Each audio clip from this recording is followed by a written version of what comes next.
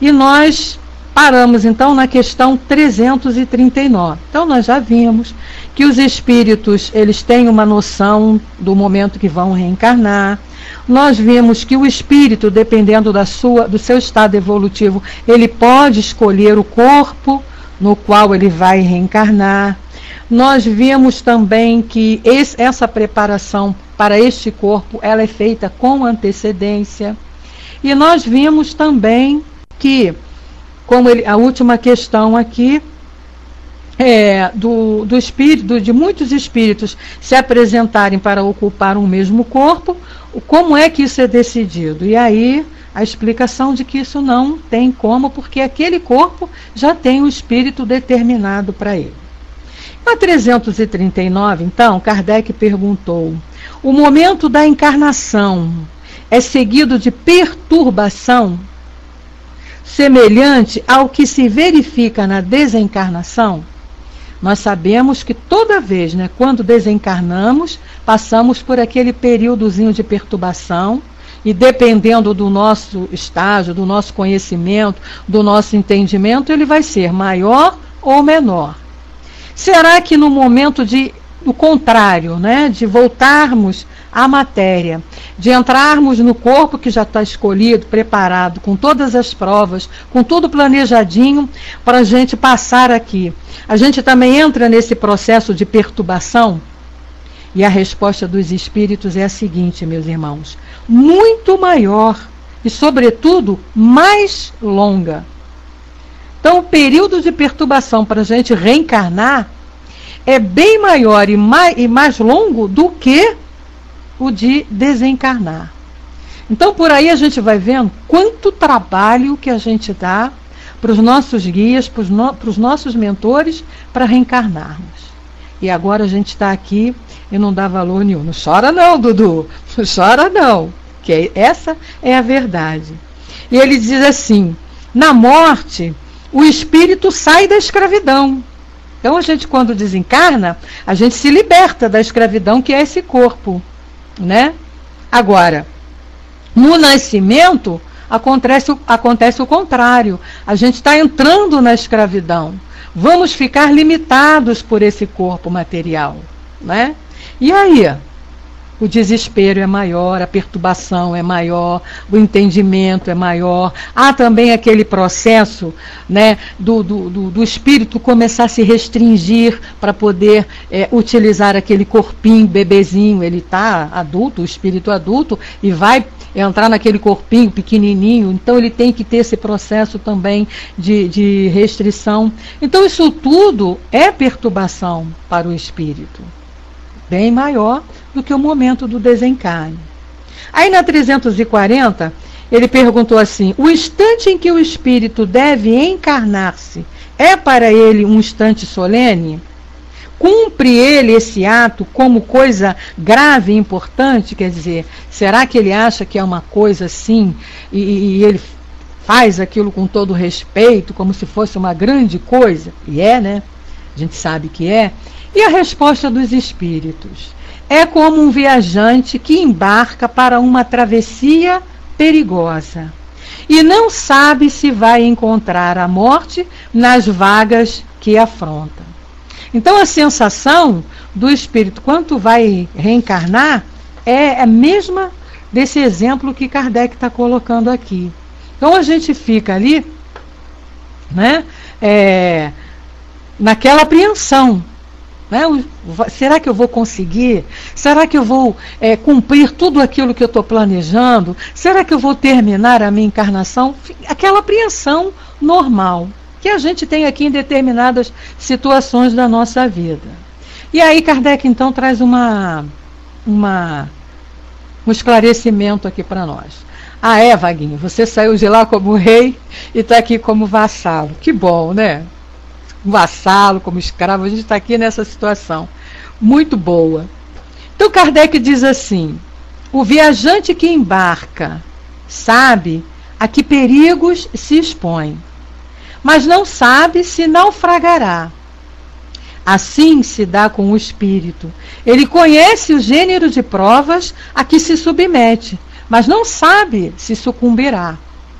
Então ele planejou tudo, né? Está ali cheio de vontade de cumprir com tudo que ele planejou, para a família, a profissão, as situações que ele vai ter que passar para aprender, os resgates que ele tem que fazer, tudo, está tudo planejadinho. Mas é aquela apreensão, não é? Será que eu vou conseguir? Será que eu vou chegar lá no final com tudo cumprido? E Kardec então diz: da mesma maneira que a morte do corpo é um renascimento para o espírito, a reencarnação é para ele uma espécie de morte, ou antes, de exílio e de clausura. Por quê? Porque ele vai entrar ali no corpo, não vai ter mais a liberdade que tem quando desencarnado. A gente sabe, como espírito desencarnado, nada nos limita. Não temos a matéria nos limitando. A gente vê tudo, ouve tudo, sabe tudo, aprende tudo. Na matéria, no corpo, há essa problemática da limitação. Então, é uma prisão para o espírito estar encarnado. Ele deixa, diz Kardec, o mundo dos espíritos pelo mundo corpóreo, como o homem deixa o mundo corpóreo pelo mundo dos espíritos. O espírito sabe que se reencarnará, como o homem sabe que morre, mas, como este, não tem consciência do fato, senão no momento, quando chega o tempo desejado. Como a gente sabe que vai morrer, todos nós sabemos. Um dia nós vamos desencarnar, mas a gente não sabe quando, né? Como, quando. É verdade. Lembrado, Dona Laura, lá no livro Nosso Lar, como ela fica, né, naquele processo de apreensão. E é assim que todos nós ficamos. Por quê? A gente não sabe. É a mesma coisa a volta. Né? A gente sabe que está se preparando para voltar, já está tudo organizadinho, mas o momento também a gente não sabe. Então, quando chega, é como se o mentor chegasse e dissesse assim, ó, vai, está na hora. E é o que Kardec está dizendo aqui para nós. Então ele diz assim: então nesse momento supremo, a perturbação o envolve, como num homem em agonia. E essa perturbação persiste até que a nova existência esteja nitidamente firmada. O início da reencarnação é uma espécie de agonia para o espírito. Então, aqueles 9 meses de gestação e muitas das vezes, meus irmãos, depois do nascimento, esse período de perturbação ainda continua para o espírito. Até que aconteça todo o processo de esquecimento dele como espírito, e a gente sabe que isso se dá completamente lá por volta dos 7 anos terrenos, né? Dos 7 anos de idade daqui da Terra. A gente tem essa informação da espiritualidade, que esse processo de esquecimento do que ele é, de como é como espírito, da vida espiritual, é nesse período. Então você veja bem, é um processo muito mais longo, mais ou menos, né? A gente tem essa informação que é mais ou menos, como dizia o doutor Altivo, seu Altivo, né? Doutrina Espírita não é retratinho 3x4, que tudo é igual. Uns acontece menos, outros mais, mas a média é essa faixa. Tanto que a gente tem as orientações dos mentores, do guias, que essa idade é a idade de você ali limitar e educar aquele espírito, porque nesse momento todo o espírito mostra para o que veio. Ele mostra as suas tendências, mostra se vai ser uma pessoa boa, se vai ser uma pessoa agitada, se vai ser uma pessoa revoltada, porque isso a criança já mostra, a partir do momento que ela começa já, que nasce e começa ali a gerar. O bebezinho já se apresenta dessa maneira. Basta que a gente observe. Né, comece a tomar conta de criança, a conviver com criança, que você vai percebendo isso. Então a gente que conviveu com criança, que trabalhou em creche, né, eu trabalhei como voluntária em creche aqui na Casa Espírita, eu observava muito isso. E a gente tem ali aquele espíritozinho que ele não é fácil, ele é danadinho. Você percebe que é um espírito que vai ser difícil de você trabalhar de você educar. Então tem que ser nesse período. Eu sempre falo isso, né? Muitos pais acham que como é criancinha, é bebezinho, é novinho, tem 2 aninhos, 3 aninhos, que não se pode falar nada porque ele não vai entender. Ao contrário, vai entender e muito bem entendido. E é nesse momento, que a gente, como fala no popular, tem que cortar as asinhas dos espíritos. Senão, você vai ter problema depois. Porque aí depois que se fechar esse círculo, vai ser difícil, que ele já firmou as suas vontades, as suas tendências, vai ser mais complicado de você fechar esse ciclo, né? Ah, um anjinho, né, Vaguinho? Você era um anjinho. Eu acredito que devia ser um anjinho mesmo. Pelo que você é hoje, você deve ter sido um anjinho mesmo. Bom, aí na questão 341, continuando nesse mesmo tema ainda, Kardec perguntou à espiritualidade: a incerteza do espírito quanto à eventualidade do sucesso das provas que vai sofrer na vida é para ele uma causa de aflição antes da encarnação?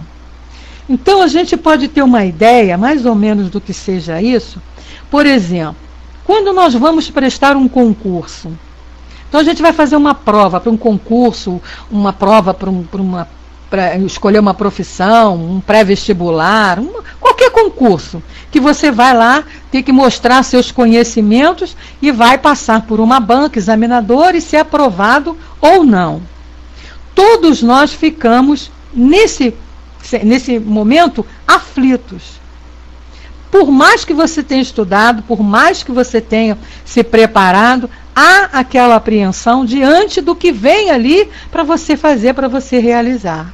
Então, é a mesma coisa. Acontece com todos nós que estamos no momento de reencarnar, de voltarmos. Então, a gente está lá, com tudo planejadinho, com tudo arrumadinho, foi tudo esquematizado, as provas determinadas, os locais onde você vai ter que passar pelas provas, a família que você vai reencarnar, os filhos, marido, que tudo isso, está tudo, ou esposa, né? Tudo preparadinho. Ou não, ou também se você não vai ter que formar uma família, tudo que vai atender a tua necessidade de crescimento. E aí chega o momento de você descer, de você vir. Será que a gente não fica aflito? E a resposta dos espíritos: uma grande aflição, pois as provas da sua existência o retardarão ou o farão avançar, segundo estiver bem ou mal suportado. Então é como lá no concurso. Se a gente fizer uma boa prova, a gente vai ser aprovado e vai caminhar. Se a gente não fizer uma boa prova, a gente vai ter que refazer novamente a preparação, estudar tudo novamente e tentar de novo o concurso. A mesma coisa aqui. Então, se ele vencer muito bem as provas para as quais ele se determinou, vai sair na reencarnação lá com o dever cumprido e se preparar para uma nova etapa. Aquele que não cumprir, o que ele vai ter que fazer? Repetir o ano. Repetir as provas, né? E ainda com os acúmulos, com os juros e a correção monetária. Eu fico com muita pena de você, porque hoje, principalmente hoje, sexta-feira, não está fácil aqui nessa área que você vai passar, viu, Vaguinho? Se prepara. Pois é, Dudu, nós temos ainda os agravantes. A gente lembra muito bem, eu sempre lembro, porque foi um livro que nós fizemos um estudo muito profundo dele, no caso do nosso querido Camilo Castelo Branco, aquele poeta, escritor português. Ele se suicidou. Por quê? Porque ele não suportou a prova da cegueira. Então, quando ele entrou no processo como poeta, né, como escritor, ele entrou nesse processo e ficou cego, né, esse livro, Memórias de um Suicida, ele não suportou a cegueira e se matou, achando que ia resolver o problema. E aí a gente sabe, porque tem a história dele contada na espiritualidade, ele vai para lá, para o Vale dos Suicidas, e lá ele é preparado, orientado, tudo bem, muito bem, vem narrando a história toda. E chega o momento dele voltar. E aí o que acontece?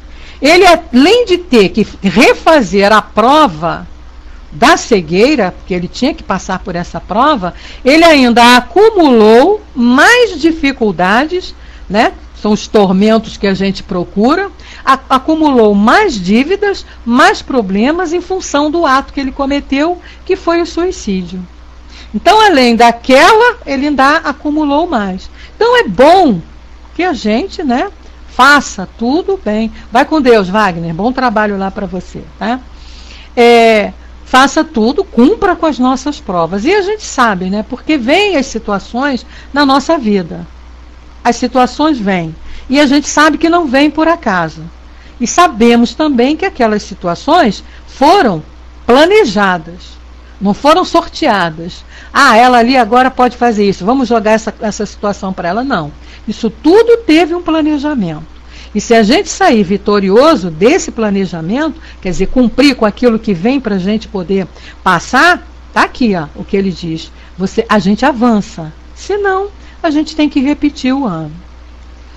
Na 342 ele diz assim: no momento da sua reencarnação, o espírito é acompanhado por outros espíritos, seres amigos que assistem a sua partida do mundo espírita, como o vão receber na sua volta? Quer dizer, os benfeitores vêm acompanhando a gente até o momento de reencarnar? E a resposta: isso depende da esfera que o espírito habita. Se está nas esferas em que reina a afeição, os espíritos que o amam o acompanham até o derradeiro momento, o encorajam e frequentemente mesmo o seguem durante a vida. Então, tudo vai depender de como nos encontramos, da situação em que nos encontramos. Como estamos. Então, aqui Kardec está falando do modo normal, né? Generalizando. Normalmente, isso acontece. Então, os mentores nos seguem, nos acompanham, vêm ali te encorajando. A gente vendo a narração, em certos casos, né? Nas obras de André Luiz, a gente vê muito isso, é lindo. A gente vê como é a preocupação dos nossos guias, dos nossos mentores, como eles sofrem por nós, como eles se preocupam por nós. E aí a gente reencarna, chega aqui, não dá nem um pingo de atenção para o coitado do mentor que está ali 24 horas junto com você, torcendo por você, te ajudando, né, te impulsionando, e a gente não valoriza o pobre coitado, nem um agradecimento. Não que ele precise disso, mas é uma questão da gente mostrar a nossa gratidão por todo esse amor que eles têm por nós. Então não custa, né, à noite, quando formos dormir, agradecer a esse companheiro que está sempre ali e muitas das vezes nos livrando de situações mais dolorosas ainda, através das intuições, através das inspirações que eles nos dão, de decisões que estamos para tomar. E muitas das vezes a gente recebe, né? Vem assim, a gente não sabe de onde vem. A gente acha que é nós que tivemos a ideia, mas não. São eles que estão nos intuindo, são eles que estão ali nos orientando a tomar a decisão para a gente não sofrer mais, não ter dificuldade. Então vamos valorizar esses companheiros. Olhem só, gente, por esse estudo aqui, e aqui a gente está falando a parte técnica, né? A gente não está aqui nem com exemplo da parte prática, que a parte prática a gente vê muito nas obras subsidiárias, né? As obras de complementação, por exemplo, nas obras de André Luiz, que a gente vê isso muito. Então a gente tem que valorizar todo esse trabalho, né? Para agradecer muito a Jesus, a Deus e a esses espíritos que se propõem. Até porque, tá? Até porque, eu pelo menos tenho certeza disso, um dia nós estaremos na mesma situação que eles estão agora. Um dia todos nós seremos também mentores de outros espíritos que estarão se preparando para reencarnar. Um dia nós estaremos também lá ajudando a espíritos a prepararem suas provas, ajudar, estaremos encorajando também. Então é bom que a gente valorize esse trabalho. Quando a gente fala valorizar, é ter o agradecimento.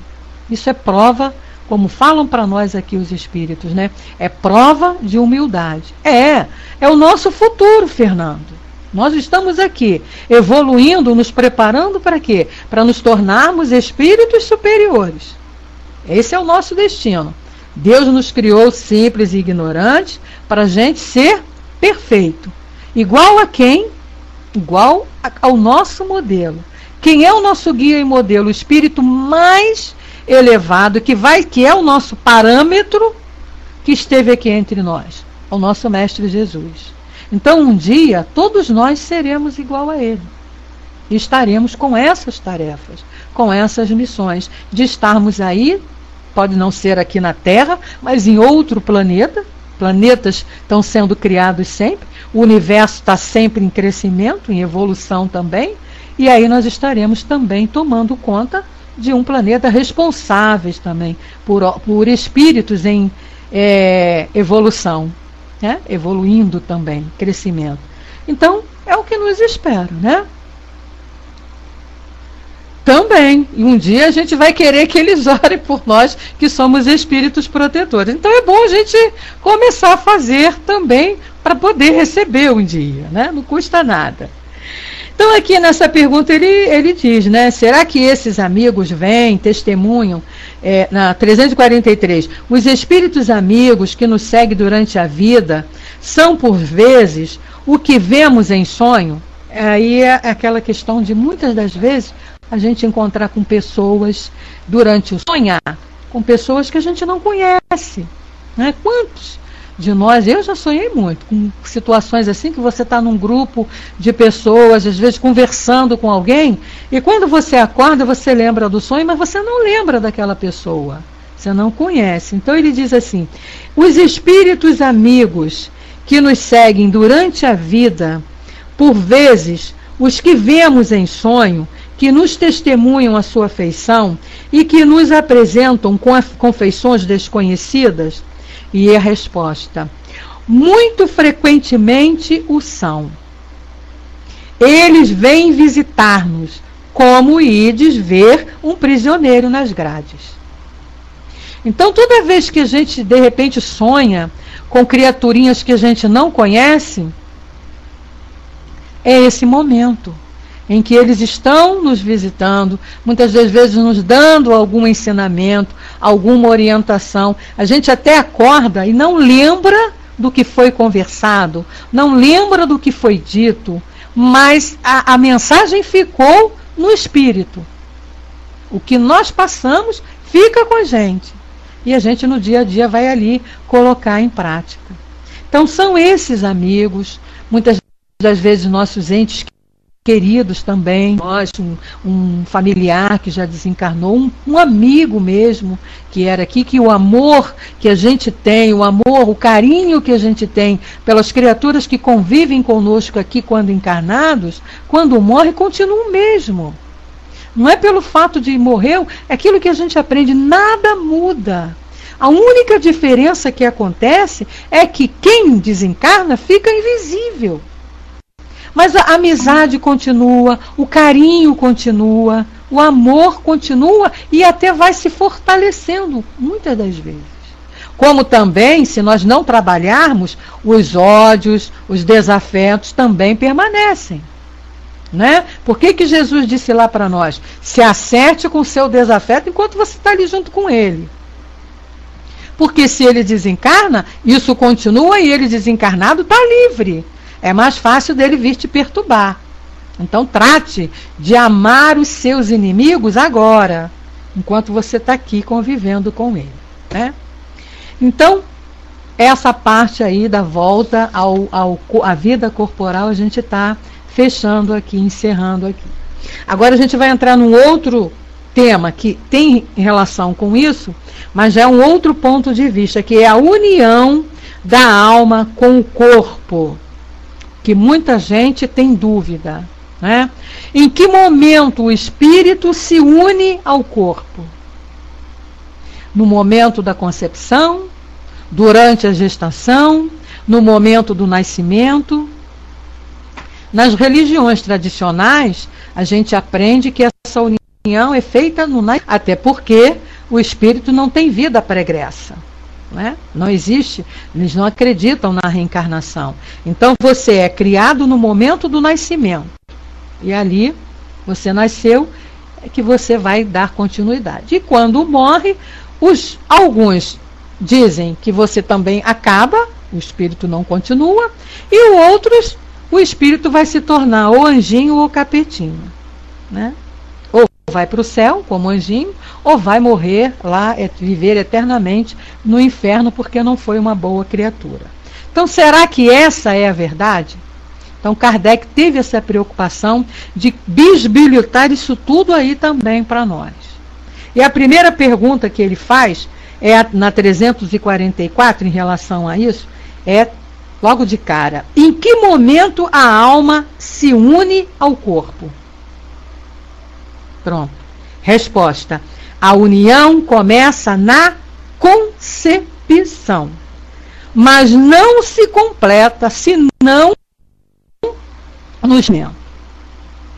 Então, a partir do momento que você cometeu o ato sexual e que a célula masculina, o espermatozoide, se encontrou com o óvulo feminino, ali já tem um espírito acoplado àquele ovo que vai gerar o corpo. Então, é ali que ele se une aquele ovo que foi formado. E aí, então, ele continua: desde o momento da concepção, o espírito designado para tomar determinado corpo, a ele se liga por um laço fluídico que se vai encurtando cada vez mais, até o instante em que a criança vem à luz. O grito que então se escapa de seus lábios anuncia que a criança entrou para o número dos vivos e dos servos de Deus. Então, aquele processo ali da concepção, o espírito se liga por esse laço fluídico e vai começar o processo de restringimento. Ele vai se, como vamos assim, uma linguagem mais simples, encolhendo para poder se unir àquele corpinho. No momento do nascimento, essa ligação se completa. Aí já está mesmo fixado, né? Não tem como ele sair mais, né? Isso aí, nesse momento ele recebe esse choque, muitas das vezes é porque ele chora. Muito bebezinho chora porque o médico dá um tapinha lá, mas na maioria das vezes ele chora sem levar tapinha nem nada. É o momento mesmo que é retirado, né, da barriga da mãe, e aí é onde se confirma, se completa essa ligação fluídica. A gente sabe que fluido é matéria que está agindo ali, e aí provoca essa reação. É o que os espíritos estão dizendo aqui. É quando o neném dá aquele grito de chorinho, nasceu, né? É lógico, gente, sempre eu estou falando isso, a gente está falando de regra geral. A gente não está entrando aqui nas exceções das regras. Então, nós sabemos que existem casos em que não é dessa maneira, né? Existem aí as reencarnações compulsórias, existe o momento do espírito recuar no momento, não querer. Existem várias situações. A gente está aqui estudando, acompanhando o raciocínio de Kardec aqui, na regra geral, no que seria normal acontecer, tá? Aí na 345 ele pergunta assim: a união entre o espírito e o corpo é definitiva desde o momento da concepção? Ou seja, no momento da concepção, o espírito se ligou fluidicamente àquele ovo, né? Será que aquilo ali é definitivo? Ou durante esse primeiro período o espírito pode renunciar e tomar o corpo que lhe foi designado? Renunciar a tomar o corpo que lhe foi designado. Então, quer dizer, será que essa união é definitiva? Ou o espírito pode recuar, né? Pode não querer ficar com aquele corpo? Resposta: a união é definitiva no sentido em que outro espírito não pode substituir o que foi designado para o corpo. Então, Joãozinho, o espírito lá, João, foi designado para aquele corpinho, então é o João que vai habitar aquele corpinho. Se o João sair, renunciar, a criança é abortada, o corpinho é abortado. Outro espírito não pode utilizar aquele corpo. Que aquele corpo foi preparado todo para aquele espírito X, o Joãozinho. Então não adianta vir o Pedrinho, porque as necessidades do Pedrinho são outras. Então não vai poder utilizar aquele corpo, né? Aí ele diz, mas como os laços que o prendem são mais frágeis, fáceis de romper, podem ser rompidos pela vontade do espírito que recua ante a prova escolhida. Nesse caso, a criança não vinga. É onde a gente encontra aí várias situações de abortos espontâneos. Então veja bem, ele está ligado fluidicamente? Tá, porque aquele corpo foi preparado para ele. Aí o que acontece? Ele recua. Naquele momento ali que está chegando, não vai, a situação está se fechando, o ciclo está fechando, e ele começa lá, e vou ter que fazer isso, vou ter que fazer aquilo, eu estou com medo, eu não consigo, eu não aguento ir. Cai fora, pode cair. Os laços podem se desfazer. Ele recua, mas aquele corpo não vai ser aproveitado por nenhum outro espírito e ele vai desencarnar. Existe um livro de um doutor, um médico, ele é lá do Paraná, se não me engano, é do Paraná. E ele é o doutor Ricardo de Bernardi. Nossa, ele é excelente. Ele é obstetra, pediatra e é espírita. E ele tem um livro chamado Gestação, Sublime Intercâmbio. Gente, quem estiver interessado nesse assunto, leia esse livro.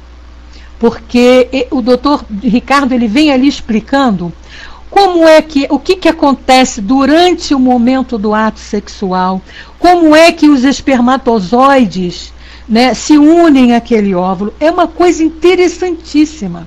Porque muita gente pensa assim, que o espermatozoide que vai se unir àquele óvulo feminino é o que ganha a corrida, né? A gente ouve muito isso, aquela brincadeira. O que ganha a corrida. Não existe o que ganha a corrida.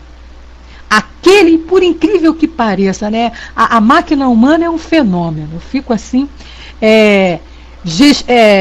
Gestação, Sublime Intercâmbio, Denise.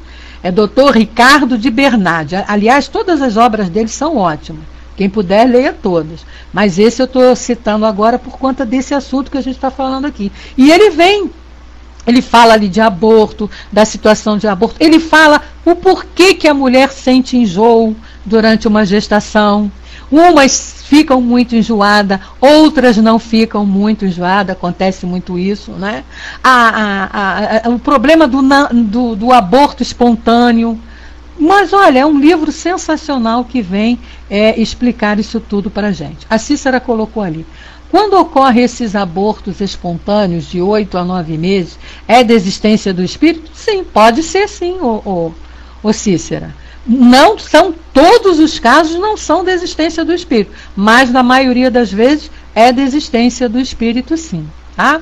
O Dudu colocou, Betinho, aí no caso de gerar gêmeos ou mais, isso é uma prova para eles e para a mãe dos gêmeos? Sim, é planejamento, né?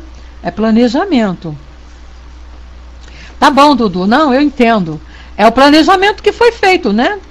Por uma razão, uma necessidade, dois espíritos precisam nascer juntos. Então há aquele planejamento daquele pai, daquela mãe que vai dar possibilidade genética de gerar dois corpos e é tudo planejadinho, né? A Cícera colocou, gente, como eu acho difícil nascer e morrer é tão fácil. É muito mais difícil, muito mais complicado pelo que a gente vê aqui, né, Cícera? Gestação, Sublime Intercâmbio, o autor é Ricardo de Bernardi. Ele é um médico obstetra. Esse livro é conhecidíssimo. De repente tem aí na internet para vocês baixarem. O Hamilton coloca para nós, nem sempre é desistência do espírito, pode ter causas materiais, tanto em relação ao feto com as mães. Sim, nunca, todos os casos de aborto não são desistência do espírito. Eu, na semana passada, acho que eu contei já para vocês aqui, mas um fato que aconteceu na nossa casa espírita. Muitas das vezes, o espírito precisa daquele período de gestação somente, às vezes 4, 5, 6 meses, 7 meses, para completar alguma coisa da encarnação anterior. Muitas das vezes, esses casos de crianças que nascem e ficam 1 ano, 2 anos e aí desencarnam, é também complementação de encarnação anterior.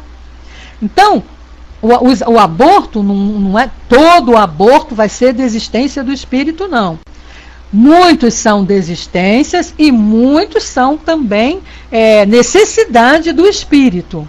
Necessidade do espírito também em relação aos pais. Compromissos que eles tiveram em vidas passadas e ali vem para poder se acertar.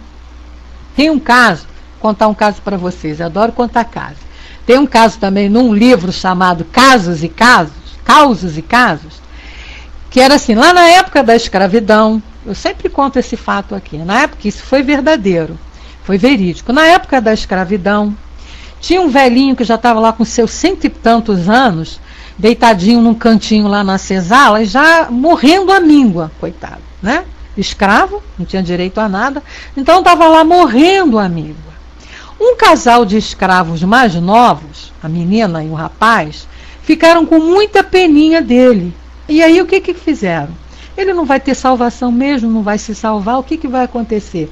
Vamos ajudá-lo então. Prepararam um chazinho, deram para o velhinho morrer. Praticaram lá a eutanásia, achando que estavam fazendo um bem para o velhinho. Pois muito bem. Passaram-se, desencarnou o velhinho, os dois escravos tiveram a vida deles e tal, e desencarnaram também. Na atualidade, isso pelo livro tá mais ou menos, aconteceu uns 20, 30 anos atrás. Atualmente, um casal de namorados se casa. A mulher com o namorado, apaixonado, feliz, lindo, maravilhoso. Com 1 ano de casados, ela engravida. Gestação perfeita, linda, maravilhosa. Nasce aquele bebê lindo. Um menino lindo. Muito bem.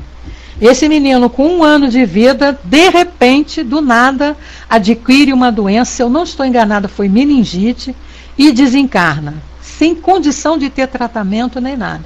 Ele desencarna. Aí pronto, aí foi aquele desespero, a menina ficou em trauma, ficou chocada, o pai também, e corre daqui, corre dali, rodaram, foram bater numa casa espírita. Aí foram lá procurar saber o porquê daquilo, né? Uma criança bonita, uma criança perfeita, ninguém entende isso. Aí foi feito um trabalho, né, de voltar no passado com eles, e aí é esclarecido para eles que aquele filho tinha sido um escravo que eles tinham adiantado a morte numa vida passada. Então, eles tinham que continuar, dar oportunidade daquele escravo voltar e terminar o seu ciclo de vida. Porque ele ainda tinha que passar como escravo 1 ano sofrendo daquela maneira que ele estava lá. E eles cortaram. Então, eles tinham que vir dar oportunidade desse espírito cumprir esse tempo daquela reencarnação, né? E aí, o que acontece? 1 ano depois o neném então desencarna. Aí sim, aí depois eles tiveram filhos e tiveram uma vida normal. Então são casos e casos, situações. Eu vou procurar depois o livro, que eu não tenho aqui agora, eu não me lembro de cabeça, porque são muitos livros, Denise. Mas eu prometo para vocês que na próxima quarta-feira eu vou procurar meu livro aqui, vou trazer o nome do autor, a editora, tudo direitinho. Esse livro talvez não tenha na internet, porque não é um livro assim muito comercial, não foi um livro muito divulgado. Talvez esse você não tenha, tá vendo? Ele não tenha na internet, você vai ter que adquirir mesmo o volume. Mas o nome dele é esse, Casos e Causos, tá? São 2 autores, eu me lembro que são 2 autores, e tem vários casos, várias situações que eles vêm contando ali de fenômenos espirituais, de situações assim, né?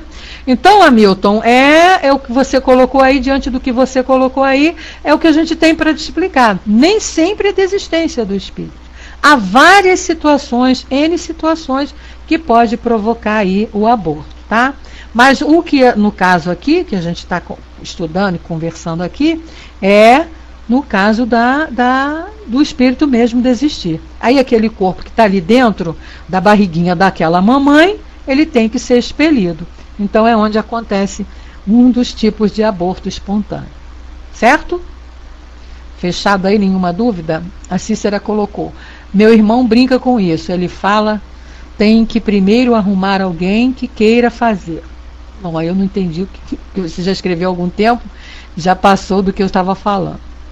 Aí na pergunta 346, Kardec vai em cima dos espíritos de novo. O que acontece ao espírito se o corpo que ele escolheu morre antes de nascer? Porque pode acontecer isso também. Ah, tá, fazer o bebê. Olha só. Olha só. O que acontece ao espírito se o corpo que ele escolheu morre antes de nascer? Ah, tá legal. Valeu, Hamilton. Valeu. Eu percebi. Quando eu li, eu percebi que você estava respondendo a ela. Valeu. Pode acontecer isso aí também. Olha aí. Né? Muitas das vezes o corpo sofre alguma pancada por conta da mãe não ter um cuidado, né? E aí o corpinho desfalece. O que acontece com aquele espírito? A resposta é simples. Ele vai escolher outro. Então vai ser preparado outro corpo para ele. Né? Já que aquela mãe ali, por exemplo, a mãe provoca o aborto. Muitas das vezes o aborto provocado. E aí? O que o espírito vai fazer? Tem que sair fora, né, e escolher outro. E ele pergunta, qual pode ser a utilidade dessas mortes prematuras? Olha aí. As imperfeições da matéria, na maioria das vezes, são a causa dessas mortes. Aí é coisa mesmo ligado à matéria. 347. Que utilidade pode ter para um espírito a sua encarnação num corpo que morre poucos dias depois de nascer? Resposta. O ser ainda não tem consciência bastante desenvolvida da sua existência. A importância da morte é quase nula. Frequentemente, como já dissemos, trata-se de uma nova prova para os pais.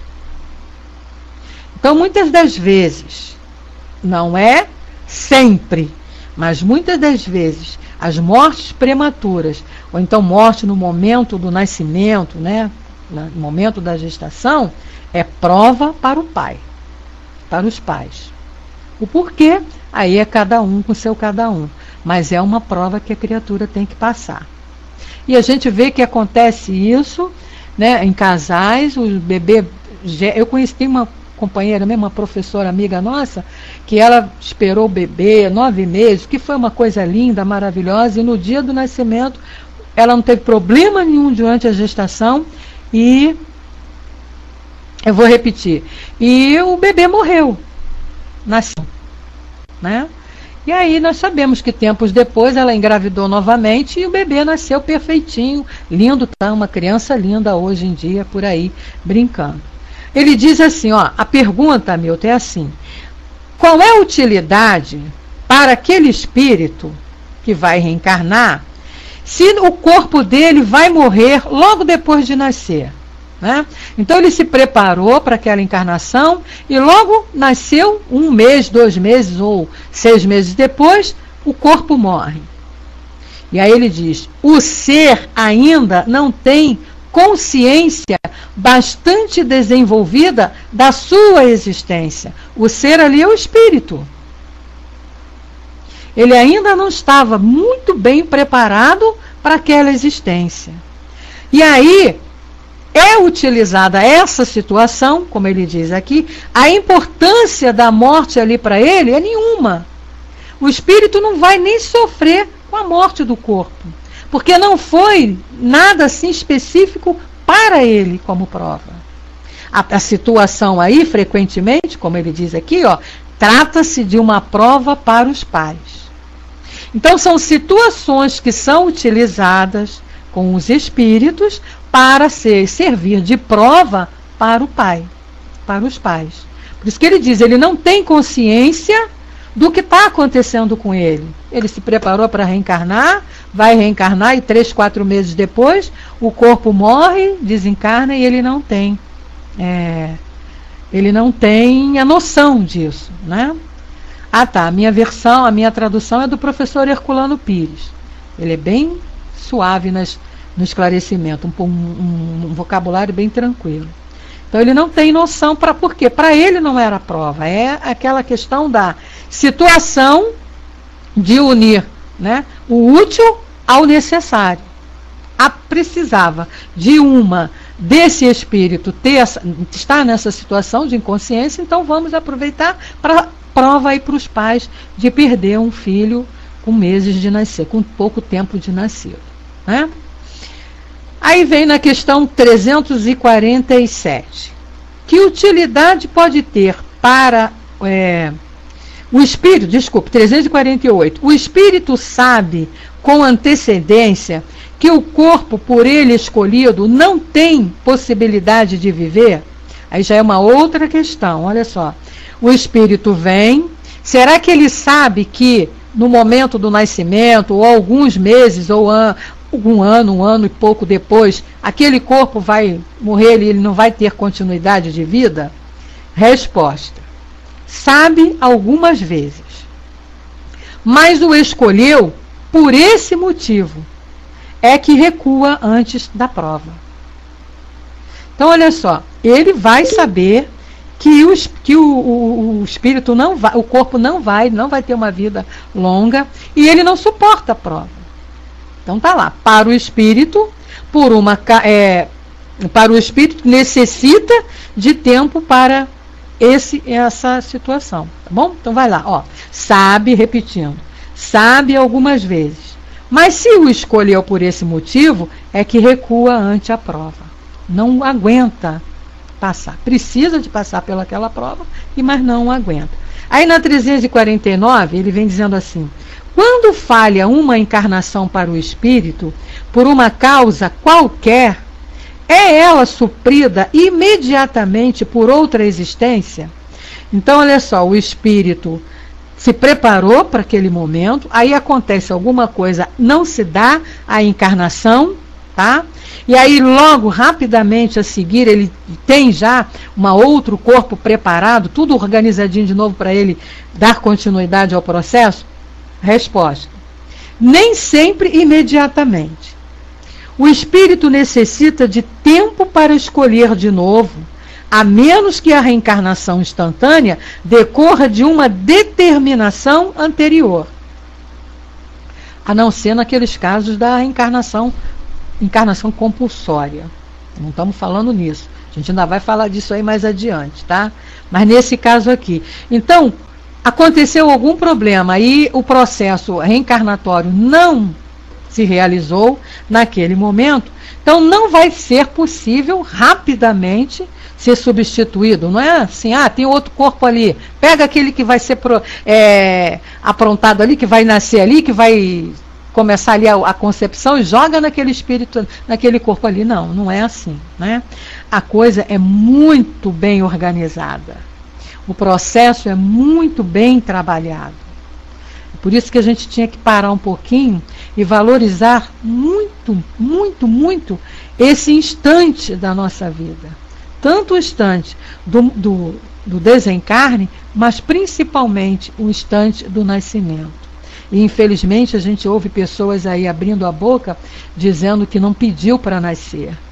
E a gente sabe que pediu sim, todos pedimos para nascer, todos nós nos preparamos para nascer, todos nós preparamos a nossa vida, a nossa encarnação, e muitas das vezes, infelizmente, quando a gente está aqui, a gente recua diante das provas que são necessárias para nós.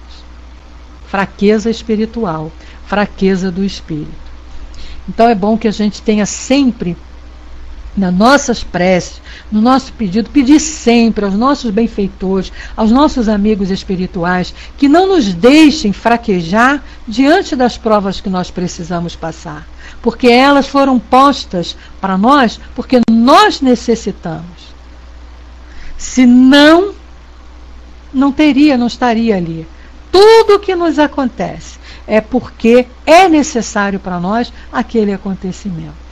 Dudu coloca, pois é, Beth, eu não conhecia o Espiritismo como hoje, peço perdão pelo passado, onde disse isso a sua mãe. Pois é, você disse, eu já falei, eu tenho certeza que a maioria dos nossos companheiros que estão aqui também já falou, não é, Milton? Quem é que já não falou isso? Quantos de nós já não falou? Principalmente, vocês querem ver? Principalmente na época da adolescência, né? Onde os hormônios estão ali aflorados e a gente acha, lá, Cícera matou a charada, a gente acha que é dono do mundo, a gente acha que sabe tudo e que os pais não sabem nada, que os pais são os caretas, que os pais estão por fora. E aí a gente, quantas e quantas vezes nesse momento a gente não fala, né? Você tem que me dar aquela roupa que eu quero sim, porque eu não pedi para nascer. Aí quer aquela roupa de marca que muitas das vezes a gente não tem condição de dar. Ou então quer o sapato, quer a bicicleta, quer isso, quer alguma coisa, né? Agora é o computador, quer o notebook, quer isso. E aí às vezes o papai não tem condição de dar no momento. E quantas vezes a gente fala, né? Quantos já falaram e continuam falando? Eu não pedi para nascer, então você tem que me dar. E aí a gente vem depois, entra na doutrina, aprende isso, aí é como eu costumo dizer, né? Tapinha de luva de pelica na carinha. Agora aguenta, agora você sabe. Você pediu sim, implorou até, né? Aí a Denise também já falou, a Milton também já falou, todo mundo já falou isso, né? Bom, aí na 350, ainda dá tempo da gente falar a 350, dá. Ele diz assim, o espírito uma vez unido ao corpo da criança e não podendo mais retroceder, lamenta algumas vezes a escolha feita. Aí a resposta vem assim, queres perguntar se como homem ele se queixa da vida que tem? Se desejaria outra? Aí, vou fazer essa pergunta para nós aqui, não precisamos responder, né? Mas olha só, quem de nós aqui também já não falou isso? Já não se queixou da vida? Quem de nós aqui já não desejou a vida de outra pessoa? Né? Quem de nós aqui já não disse assim, eu queria a mãe de fulano, eu queria o pai de fulano, eu queria a vida de fulano? Quem de nós já não falou isso, né? Então ele diz, se ele lamenta a escolha feita. E ele diz, não, porque não sabe que a escolheu. O espírito, uma vez encarnado, não pode lamentar uma escolha de que não tem consciência, mas pode achar muito pesada a carga. E se a considera acima de suas forças, é então que recorre ao suicídio. Então, olha só, em termos de reclamar conscientemente, o espírito não consegue, né? Porque ele não tem consciência do que ele planejou. Mas ele pode muito bem, sim, achar que a vida dele está sendo muito pesada, que ele tem muitos problemas. E é onde a gente vê aí muitos casos chegarem ao suicídio. Infelizmente, né? Por que muitas pessoas se suicidam? Porque não estão aguentando a vida que têm. E não têm consciência, é isso que ele fala aqui, como eles não têm consciência de que aquela vida que eles têm foi pedida, é necessário, eles entram nesse processo aí de se lamentar. Ou uns não chegam ao suicídio, mas entram no processo de se fechar mesmo, de reclamar da vida. Tornam-se pessoas revoltadas, tornam-se pessoas agressivas, tornam-se pessoas assim, difícil da gente conviver em função desse sentimento aí de não suportar a vida e as provas para as quais ele mesmo se preparou, né? Pediu, né? Querida Sandra, você vai ser descontada porque você chegou no final da aula, viu, dona Sandrinha linda? Dona Vanessa também, chegou atrasada, mas tudo bem, semana que vem tem mais. Queridos amigos, estamos encerrando o nosso trabalho, são 19 horas. Vou levar para a diretoria, né, Fernando? Isso aí, vai para a diretoria, ficar lá descontando o tempo. Mas nós vamos encerrando, lembrando a todos que na próxima quarta-feira estaremos aqui com o Livro dos Médiuns. Na próxima sexta-feira a gente vai dar continuidade a esse assunto aqui, que é assim delicioso. Hoje à noite nós temos também trabalho na sala Seara Espírita, nós temos na sala Luz nas Sendas, várias salas aí, né? Maria de Nazaré, trabalhos de estudos aí para todos nós. Então todos são convidados a participar. Estudar nunca é demais. Buscar o conhecimento nunca vai ser demais. A gente não pode esquecer daquilo que Jesus nos disse, né? Conhecereis a minha verdade e a minha verdade vos libertará. Então é isso que a gente está fazendo aqui.